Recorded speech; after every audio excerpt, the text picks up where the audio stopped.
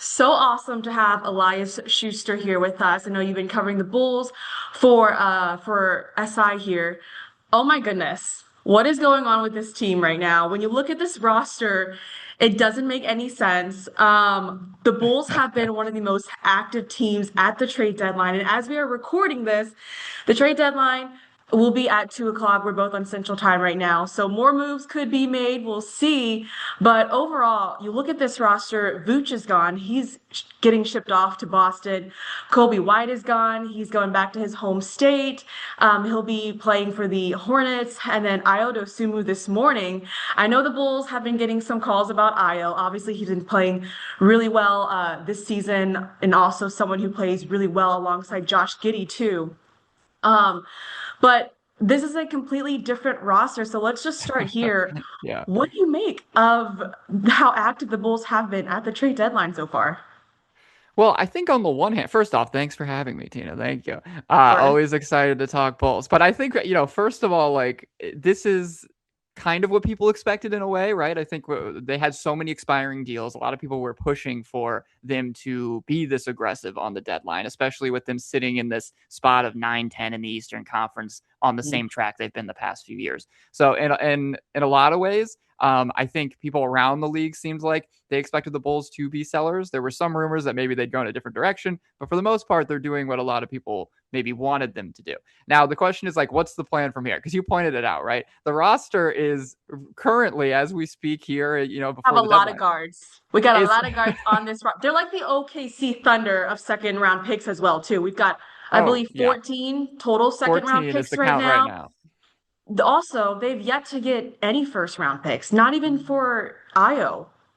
Right. Yeah, that was a big surprise. I think the biggest, they started off decently strong. I think a lot of people there were moves around the margins, but adding just second round picks, and the Kevin Herter or they get Jaden Ivey, a young former lottery pick who a lot of people have been intrigued by in that deal with Detroit and Kevin Herter. Before that, they just did a money deal where they take Dario Saric's salary, get 2 second round picks.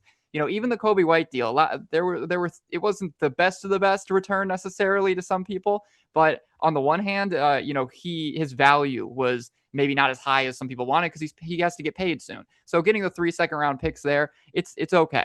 But then you get 4 for Ayo Dosunmu. That was kind of something I think a lot of people were surprised by. There were a lot of reports over the last handful of days and weeks about him being their best trade ship, their most appealing trade ship. And so you'd think, okay, maybe finally this is where they'll get that first round pick, or this is where they're going to get that higher level asset. But they settle for another large chunk of second round picks, and now they have 14. So the good news is that I think over the last handful of years, second round picks have become far more valuable than they ever used to be. Part of the reason for that is the depth in the league and the talent level coming into this league is greater than ever before. You keep seeing, I would assume it was a second round pick. You keep seeing valuable second round picks coming into this league. And also, they're good for sweetening the pot. And, you can use them in other trades and bigger deals moving forward. So it's not for nothing that they've added these picks, but it all goes back to like, did you wait too long to move these pieces? Are you getting the proper return? Those are still questions that I think a lot of fans out there specifically have.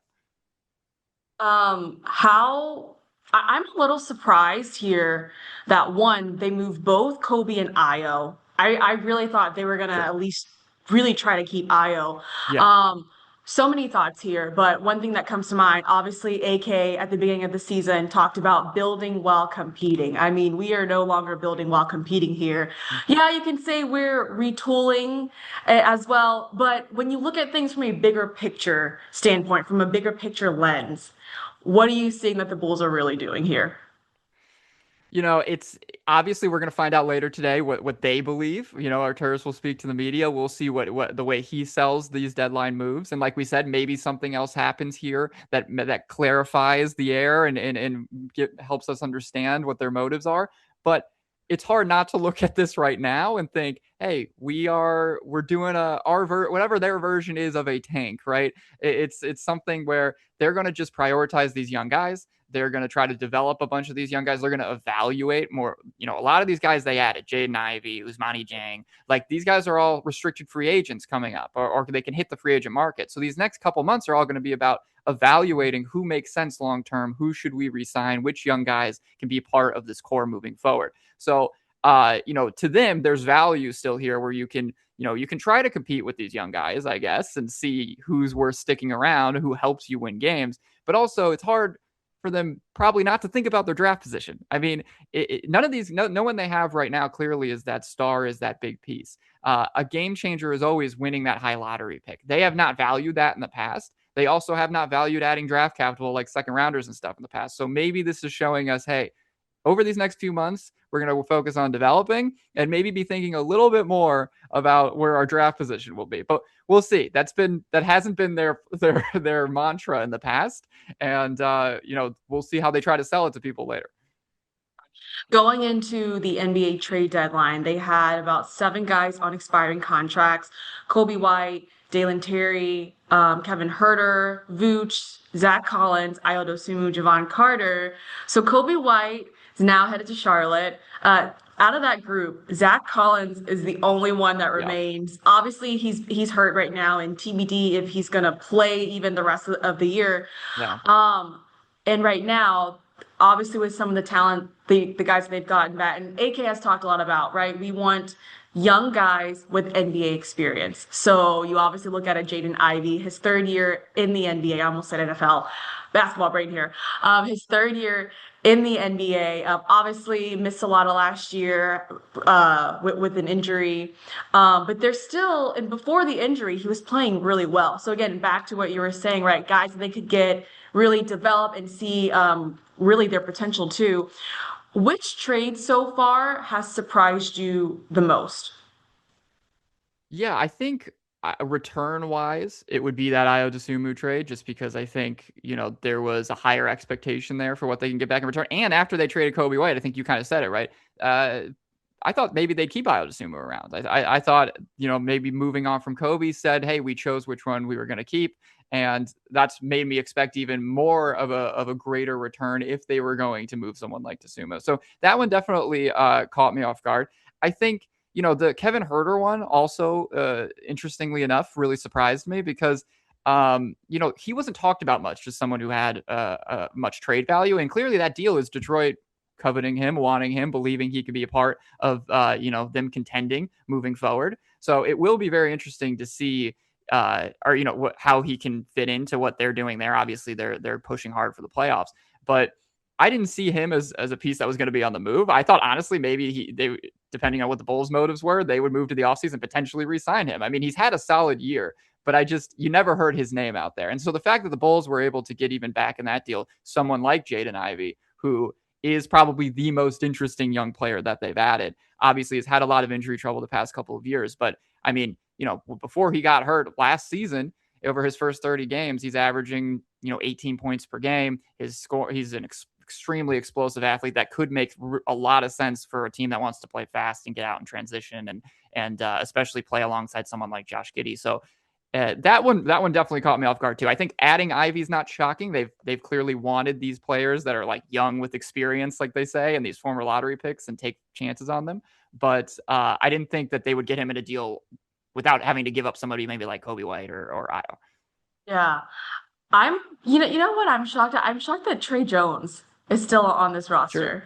Because I figured Trey Jones, I believe he signed an extension recently in the offseason, but it was really team friendly. And I Yeah. could see teams wanting a player like Trey Jones too.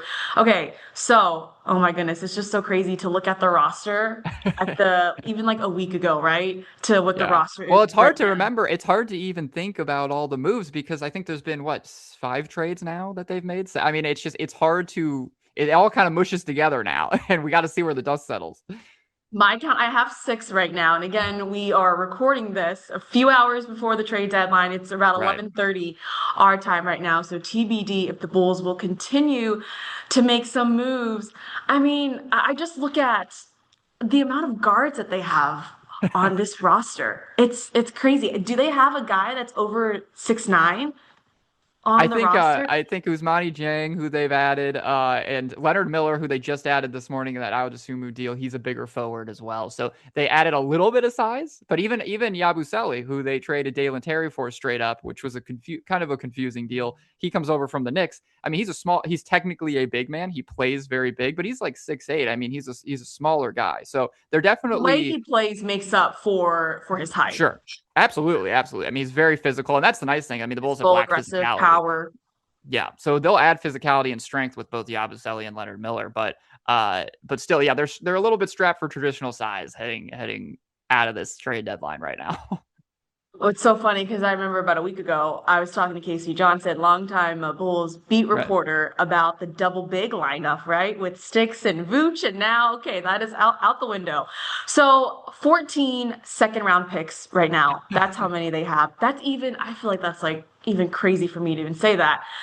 What do you think are they teeing up to make maybe another move here right before the deadline, you think? I wonder if they could package some of those and maybe get another guard. I feel like that would be such I a mean, Bulls I thing think at this point. right. I think what everyone wants to see now is 5 guard lineups. I mean, Billy Donovan's been known Oh in the no, past right. for for some 3 guard. He would do the 3 guard lineups in Oklahoma City with Chris Paul and Schroeder and SGA and stuff. So I think we want to see 5 guard lineups. No, I think the second round picks here will most certainly be repurposed in some sense. Now, that doesn't mean they're going to be repurposed over the next few hours. They could be, they're probably going to be used for something this offseason or in the future.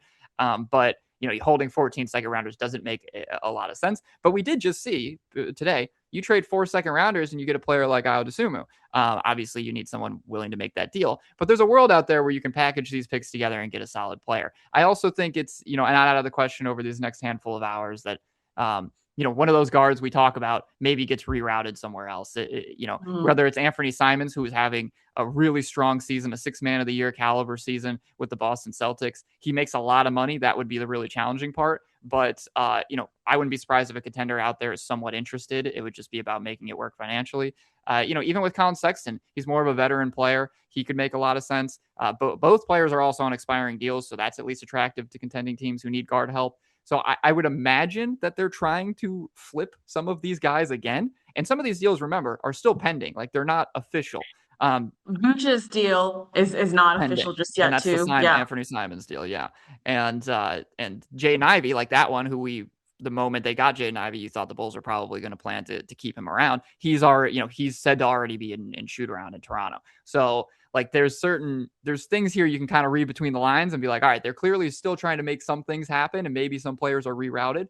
But who knows? If they might very well end up where they just have a bunch of guards and and we'll see what happens. So you look at what this starting lineup could be right now. I believe the Bulls tonight, they play Toronto.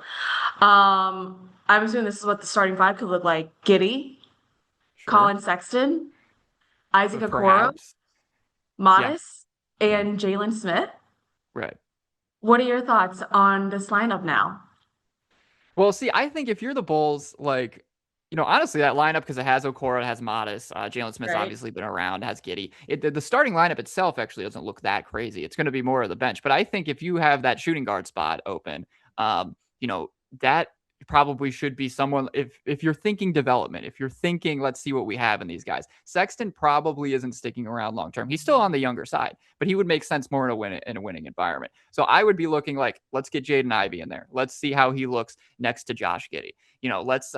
Let's take a look at Rob Dillingham even and make sure that who was just coming over. He's probably not going to play tonight because that's too quick of a turnaround.